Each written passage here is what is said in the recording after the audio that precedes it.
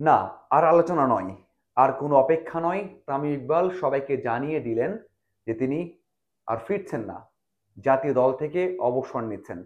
গর্বের লাল সবুজ জার্সি আর কখনোই গায়ে তুলবেন না। এই সময়টা সত্যি যে কোনো তারকা, যে কোনো ক্রিকেটার অথবা যে কোনো ক্রীড়াবিদের জন্যই অনেক কঠিন। সেই কঠিন কথাটাই তামিম ইকবাল তার ফেসবুক স্ট্যাটাসে লিখেছেন। কি লিখেছেন অবসর ঘোষণা দিয়ে? অবশ্যই ভক্ত সমর্থকদের জন্য কঠিন একটা সময়। তারপরেও একটু তুলে ধরতে চাই তামিম কি লিখেছেন এবং যে বিষয়গুলো লিখেছেন তা কেন লিখলেন এবং যুক্তিটা কি, কেন এই ঘটনা ঘটেছে আমি একটু ব্যাখ্যা করতে চাই। অথবা আমি 12 থেকে 13 বছর তামিমের খেলা দেখছি, প্রেস কনফারেন্স কভার করছি। যে বিষয়গুলো লিখেছেন সে বিষয়গুলোর সাথে জড়িত আছি অথবা দেখেছি, নিউজ করেছি।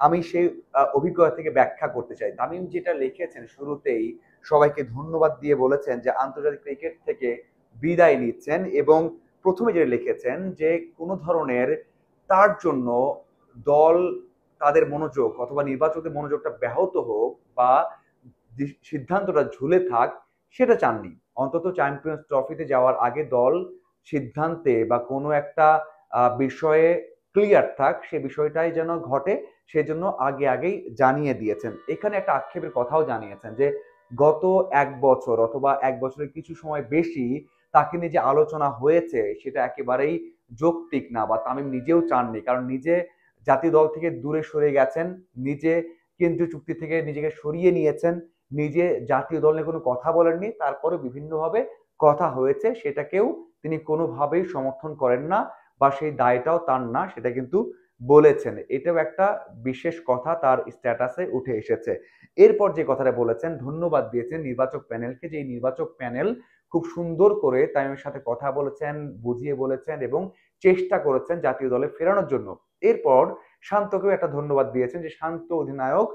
অনেকেই অনেক সময় বলেন যে শান্তর সাথে তামিমের একটা সমস্যা আছে, সেই শান্তও চেয়েছেন যেন তামিম ইকবাল এই কঠিন সময় দলের হয়ে ব্যাট করেন অথবা ন্যাশনাল টিমে ফিরে আসেন।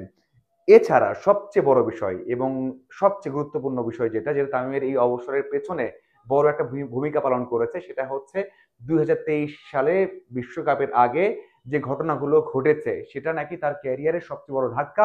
সেটা কিন্তু স্পষ্টভাবে তার স্ট্যাটাসে লিখেছেন এবং বলেছেন যে, বা বুঝিয়েছেন যে ওই ঘটনার পর থেকেই কিন্তু অবসরের বিষয়টা তার মাথার মধ্যে এসেছে এবং চেষ্টা করেছেন দলের কোনো সমস্যা সৃষ্টি না হোক সেই বিষয়গুলো মাথায় রাখতে। এবং ভক্তদের কথা বলেছেন, যে ভক্তরা যারা বিভিন্ন সময় বলেছেন, এই যে বিপিএল খেলা চলছে তখন বলছেন, যখন কমেন্ট্রি করেছেন তখন বলেছেন এবং কোনো প্রোগ্রামে যখন গেছেন তখনও বলেছেন যেন আর একবার জাতীয় দলে ব্যাক করেন।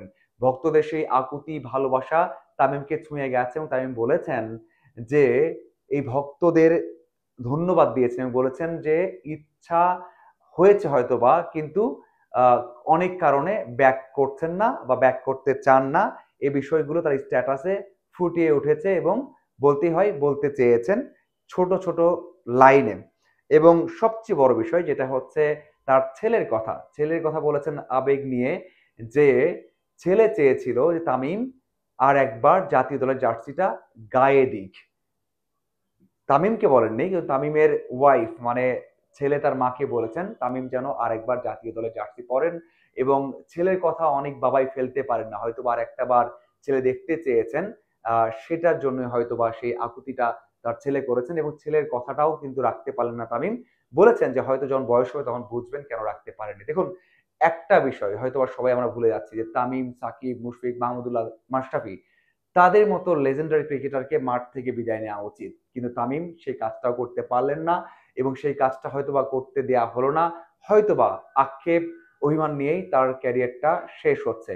টেস্ট এবং ওয়ান ডেতে দুর্দান্ত ভাবে একটা ক্যারিয়ার শেষ করতে পারতেন যদি চ্যাম্পিয়ন্স ট্রফি অথবা কোনো একটা টেস্ট খেলে বিদায় নিতে পারতেন। বাংলাদেশে এটা হয় না, এটা বেশিরভাগ সময় হয় না।